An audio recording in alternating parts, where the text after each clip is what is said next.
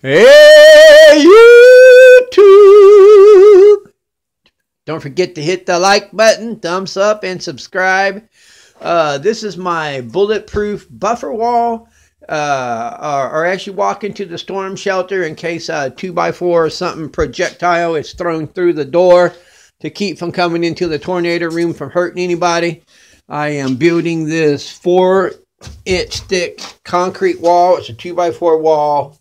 I just put the boards up like this and pour the concrete over the top. And when it cures and dries out, take the board off the bottom, move it up a little higher like this, and pour more concrete until the wall is solid.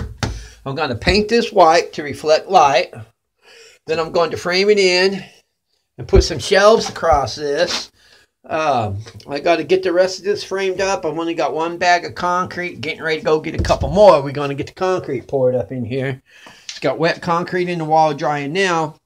But recently, the city of Boulder, based on all of the local shootings like the Columbine and all of the stuff that's been in the news, they did a test where they took all the average calibers, the 9mm, 22, 25, 223, 45 Colt, a bunch of stuff like that, and they did ballistic tests in the city of Boulder, Colorado, and they have determined that 4 inches of concrete will stop any small caliber round from entering your house. So you could actually take your sheetrock down if you own your home and pour your front of your house, well, your walls full of concrete like this, and then put the drywall back up after the concrete is fully cured, and nobody would ever know that you had bullet resistant walls in your house. Or part of the article that I read about Boulder said that they would recommend only going up 4 foot in your walls with concrete. Do so when you're sitting on the couch or a chair in your living room. All your vital body organs are below the 4 foot mark, the barrier, in case of drive-by shootings or something like that, or a stray bullet or an attempted assassination attempt on you through the front of your house. Concrete is a great insulator for sound. I do believe that it holds in cold, it holds in heat. If there's a large fluctuation in temperature, it will sweat. But as you can see, the interior buffer wall is about done. I'm going to build a corner shelf and put in there for setting stuff on. And I got to go get, I got one more bag of concrete there. I got a bag of porcelain cement and sand over there, which we're going to get back on this refuge project and see about smearing some of that on in there. So I got this new lighting controller. In case you didn't watch the other video, I got this at Menards. It's a 3-channel controller. It comes with 3 plug-in boxes. The left side turns on channel 1, turns on channel 2, turns it on channel 3, turns off, turns off, turns off. So we can just go. I really like this. So coming into the shelter, because that light will be dark, you just hit the on switch. You can see the lights come on there. See the light coming on there? Off. On. Off. On. Off. On. Off. On. Pretty sweet, huh? You can see I still got a little more concrete to pour.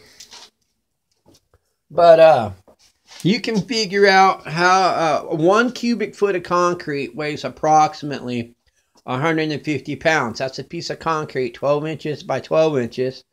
You could take a measurement on the width between your wall studs, times it by the thickness of your wall studs, by the length of your wall studs, and get your cubic inches and divide by how many cubic inches are in a cubic foot. Then you can estimate the weight. But I estimated the weight at this wall just at 1,500 pounds. So that's just with 4 runs, approximately 5 foot tall, 10 inches wide, 3.5 inches thick. So you have to be sure that this concrete is secured in the wall very well with some concrete wire, scrap wire, even some old chain link fence would work. You just want to have this concrete anchored in. I even took a bunch of bent nails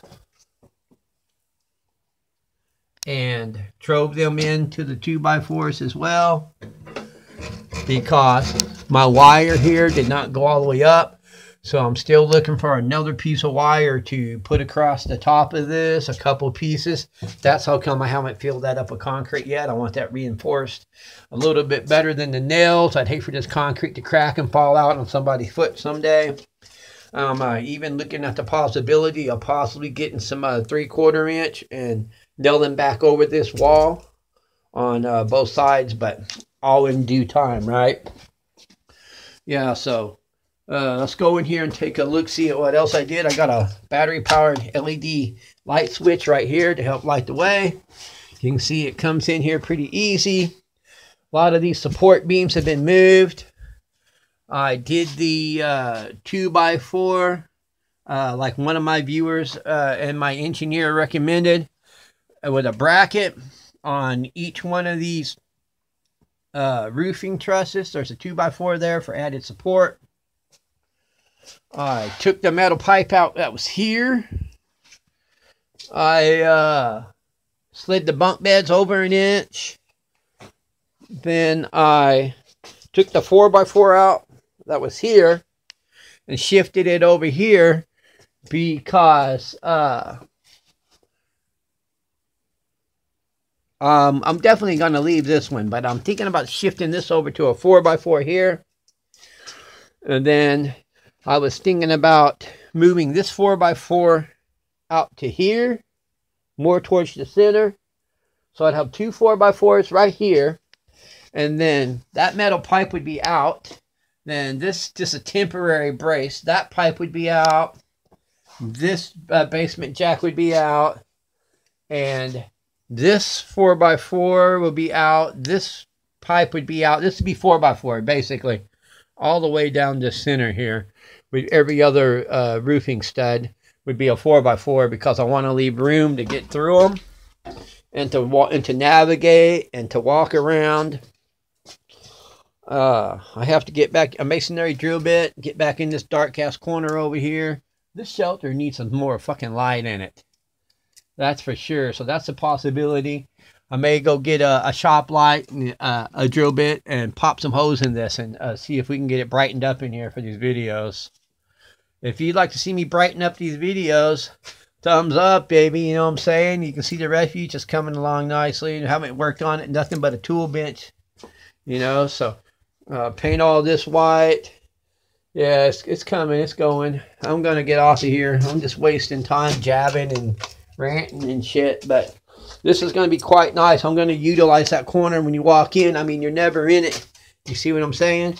So, even to add more support on this wall, if I just nail into the 2x4s, cut me some triangles, throw me some shelves in here, it'll help strengthen this wall also. But I really don't think this wall is going anywhere.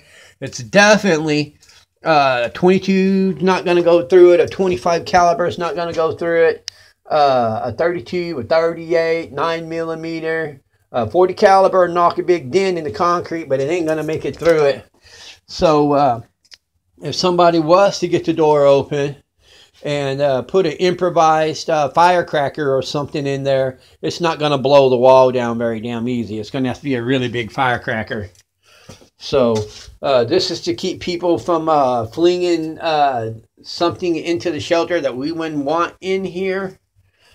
Also, it's a great shield in case of radioactive fallout.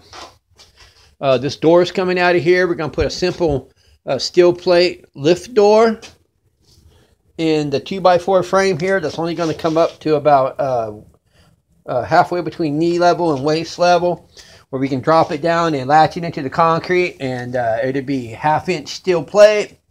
All this up here is going to be framed in with 2x4 and filled full of concrete like this wall here. So you'll need a sledgehammer to get through it or to get into it. But that's coming up. And I'm telling you it's coming up, so you know, just like I told you this wall was coming up. And you motherfuckers didn't think Waylon was going to get a buffer wall put into that shelter there, but I did. All because of recommendations, and one of my viewers had a great idea that if there's radioactive fallout, radiation falls in a straight line, moves in a straight line, so the radiation is going to come in while we're coming into the shelter to close the door. And it's going to hit this wall and be slowed down. Then we come around the corner. Immediately, radiation levels will drop our exposure levels. And any additional shooting of this 3.5-inch concrete was beneficial for the children in the refuge with an 8-inch wall. So you're looking at 8-inch plus 3 inches, 8, 9, 10. That's 11.5 inches of concrete shielding from a horizontal viewpoint here. You have 8-inch wall here, 8-inch wall over there, solid concrete filled cinder block. That is 16-inch of radiation shielding on this side. Over here you have the earth contact wall. This is a 8-inch cinder block filled concrete rebar reinforced wall on the inside of an additional 8-inch concrete reinforced basement wall with approximately 3 to 4 foot of dirt on the outside of the top of this wall. So you're looking at 8 for the outer, 8 for the inner, 8 for this one. That's 8 to 24 inches of concrete and 4 foot of dirt on this side of the shelter, which is why I haven't surface bonded all this yet, but I'm going to. This room here is full of shit. But I needed to make room out there. So this room here is solid concrete, underground, completely underground on this side, butts up to the bottom of the garage floor with about 2 foot of dirt in between this wall and the start of the garage floor concrete. This has steps along the front of it. You can see a little condensation. It's cold as shit outside, starting to form up there on the concrete that's exposed to the outside. It's got a 4-inch lid on this, covered by a porch. So this isn't that thick, but we're working on getting somebody in here to pour an additional 6-inch slab on top of this patio. I just got to get my structural engineer over here and have him take a look at this room and look at it and make sure that this is going to support the extra half a foot of concrete that we're looking at putting on it.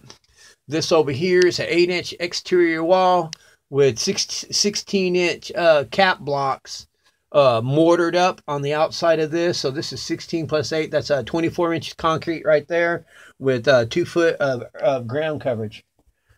So a little bit at a time, little at a time. But today I want to get something done. Today is the last day I have to get it done. So I want to get off of here, go tell my family, get ready, and we're going to get the fuck out of here, okay? We're going to get it done for you. You just come back, you keep watching. You leave those fucking comments. You see me? I love those comments. I like to hear that you like it. I like to hear that, oh, well, you wish I should have done, woulda, coulda, should have done this. You just tell me what you want done, baby. I'm going to get it done for you because that's the way that Waylon does it here in Tornado Alley. I don't mind putting money into the shelter. I don't mind doing a lot of things. You just tell me what you want me to do. I'll get it done for you. Mention your name in the video for your badass suggestion if you want me to. All right. This is Waylon saying, peace. God bless America. Thank you for watching. Like and subscribe, baby. Later.